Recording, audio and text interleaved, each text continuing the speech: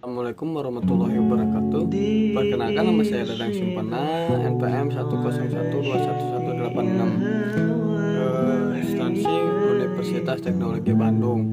Di sini saya akan menjelaskan tentang Ma'rifatullah materi 1 sampai 7 untuk memenuhi tugas evaluasi setengah semester.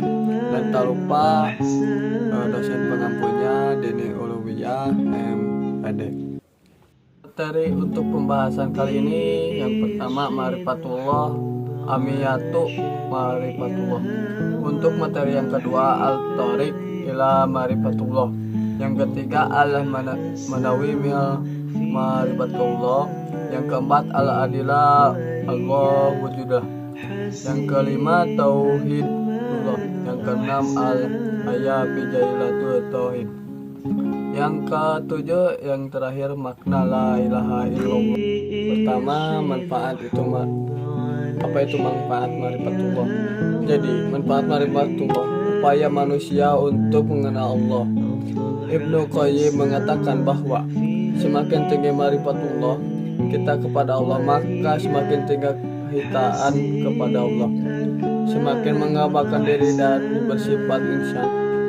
Ma'rifatullah hanya bisa kita lakukan dengan menggabungkan panca indera, akal, dan hati.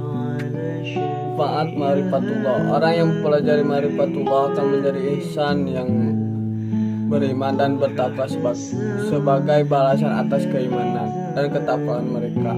Allah Subhanahu wa taala menjanjikan kebaikan bagi mereka. Di antaranya Al-Harib, bahwa Allah Subhanahu menjanjikan kepada mereka untuk menjadi penguasa di muka bumi. Surat An-Nur ayat 55. Takmidul, yaitu diteguhkan agama Islam di muka bumi. Surat Al-Fatih ayat 28. Al-Barakat, keberkatan yang melimpah. Surat Al-A'raf ayat 96. Al-Hayatu tahayyubah, kehidupan yang baik. Surat Al-Nahl ayat 97. Al-Jannah, yang artinya surga. Surat Al-Kahfi ayat 107 sampai 108. Materi kedua adalah At-Thariq ila Ma'rifatullah, yang artinya cara menuju Ma'rifatullah. Ma'rifatullah berasal dari dua kata Ma'rifatullah secara singkat, yaitu yang pertama Ma'rifatullah adalah mengenal Allah menurut Imam Ali Ghazali, yaitu Ma'rifatullah adalah pengetahuan yang tidak menerima keraguan terhadap zat dan sifat Allah Subhanahu wa taala. Ma'rifatullah terhadap zat Allah adalah mengetahui bahwa sesungguhnya Allah adalah wujud esa, tunggal, dan sesuatu yang maha agung, mendiri dengan diri sendiri atau tidak satupun yang menyerupainya. Ketiga adalah Al-Manawi min Ma'rifatullah, ya, penghalang mengenal Allah. Secara garis besar terdapat dua hal yang mengalami manusia dalam mengenal Allah.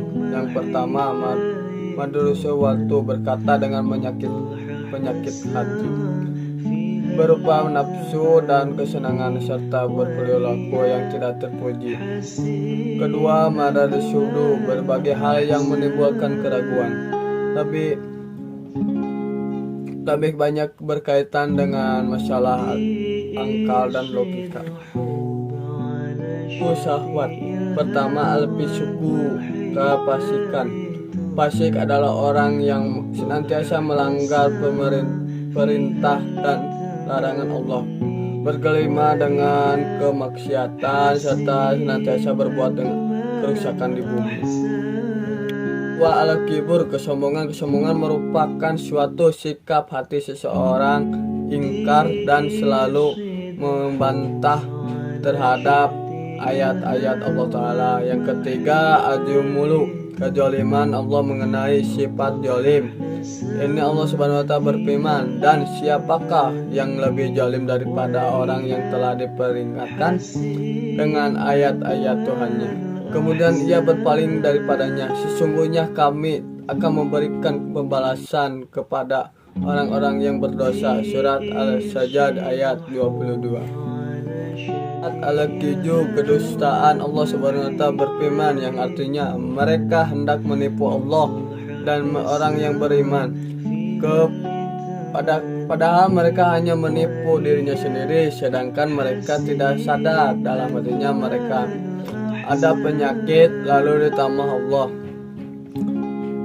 penyakitnya, dan bagi mereka siksa yang pedih disediakan sebabkan mereka berdusta. Surat Al-Baqarah ayat 9-10. Yang kelima, kesatu masyai yang banyak melakukan perbuatan maksiat. Sesungguhnya seseorang hamba jika ia melakukan kesalahan, maka akan tercerminlah hatinya dengan suatu cokan hitam.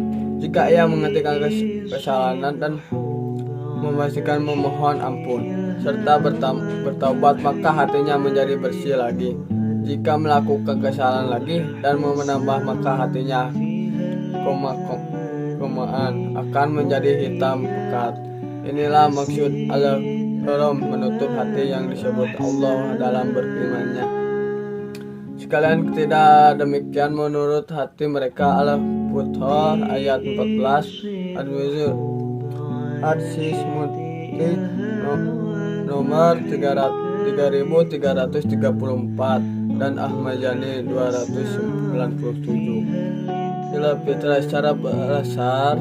Fitrah artinya Allah hilaf, yang keadaan asal ketika seorang manusia diciptakan Allah Subhanahu wa taala. Fitrah adalah hal fitrah adalah fitrah sifat ajasi dasar yang masih murni, yang belum terpengaruh oleh faktor-faktor eksternal. Kalau manusia diadakan dalam fitrahnya, tentu ia akan mengakui adanya zat maha hebat yang telah memberikan rezeki, kehidupan dan menikmatinya. Allah, keberadaan Allah, Tuhan yang telah menciptakan dan memelihara dalam alam semesta dengan kekuasaan dan kekasih. Sayangnya adalah hal yang tidak terbantahkan. Eksistensi Allah Ta'ala ditunjukkan oleh beberapa dalil. Ada bukti keberadaan Allah Ta'ala yang dapat dilihat, dirasa atau disentuh oleh indera manusia, biasanya berupa kejadian luar, biasanya yang terjadi di tengah-tengah umat manusia. Di antaranya adalah mukjizat para nabi dan rasul yang telah disaksikan oleh manusia. Tauhid secara bahasa Arab merupakan bentuk masdar dari fi'ilawiyah hudu dengan huruf aditasidi yang artinya menjadikan satu saja. Secara istilah syar'i, makna tauhid adalah menjadikan Allah sebagai satu-satunya sesembahan yang benar dengan segala kekhususannya.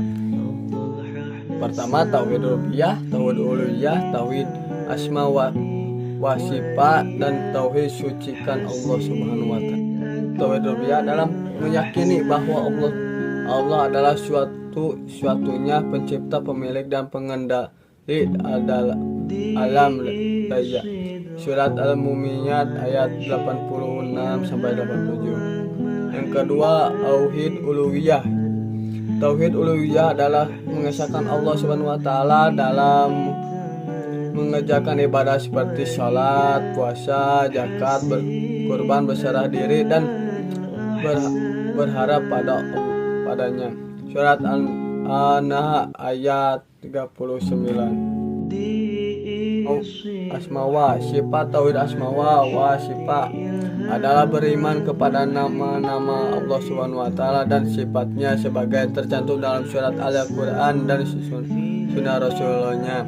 Allah Subhanahu wa taala berfirman dalam surat At-Tasya ayat 8. Yang keempat, sucikan Allah. Tanda seorang sudah beriman kepada Allah Subhanahu wa taala lewat tauhid asma wa sifat ini adalah dengan mensucikan Allah dari segala nama dan sifat tidak layak baginya. Hal tersebut sesuai firman Allah Subhanahu wa taala dalam surat Al-Isra ayat 4. adalah al-haya fi halat tauhid. Hidup manusia itu bergantung kepada apa yang menjadi naungannya. Jika naungannya seperti misalnya liberalisme serba bebas, kalau di akhirat semua naungan ini tidak ada apa-apanya. Bahkan di dunia pun tidak membuat hati manusia berbahagia. Mungkin saja berlimpah segala hal yang berbau duniawi dan tapi tidak akan mendapatkan kebahagiaan yang sejati. Zat esensi Allah Subhanahu wa taala adalah zat yang maha sempurna. Dia berbeda dengan semua makhluk ciptaannya.